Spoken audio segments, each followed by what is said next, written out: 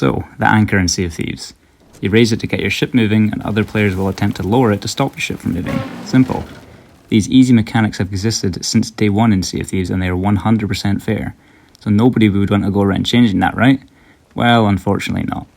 You see, there has always been one unintended mechanic that players use to break this fair ground, and it is only becoming more and more prominent as the days go on. And in case you haven't guessed it already, this is putting any spare item that you can find and spreading them all out over your capstan. And when this is done correctly, it makes it near impossible to actually lower the anchor. You can see here just how rare and how long it takes for me to find the lower anchor prompt. Now the main issue I have with this strategy is just how cheap and exploity it actually is. This is not the reason the game allows you to place loot on your anchor, and everybody knows this. People tend to do this because they are incapable or too lazy to watch for people boarding their ship and dropping their anchor. The strategy takes no skill whatsoever because of how easy it is to place items on your anchor, and for how easy this is to do, it is crazy how effective this strategy can be for stopping players from lowering the anchor. There also isn't very many significant downsides to this strategy. A lot of people believe that once the anchor is dropped, it will be extremely hard to raise it again, as you won't be able to find the prompt to raise the anchor because of all the items. Some people will even use the term one anchor ball and it's all over. This is all simply debunked if you look at the differences in the hitboxes of lowering the anchor and raising the anchor. The lower anchor prompt is in the middle of the capstan, so is blocked by all the loot surrounding the centre.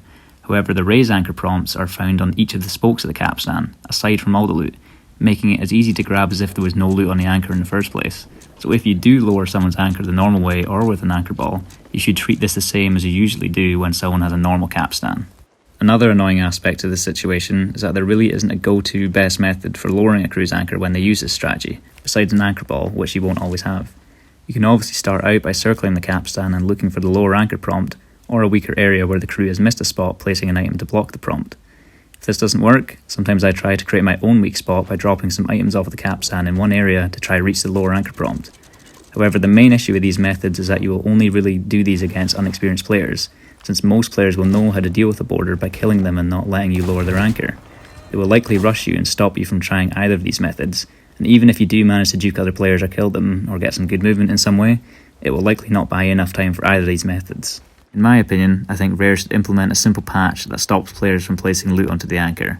Yes, I know this will hurt a lot of some of the laying out loot stackers' feelings, but it will be better for the game overall to stop people from using this exploit. As well as this, please do not jump on the bandwagon and start doing this strategy as well.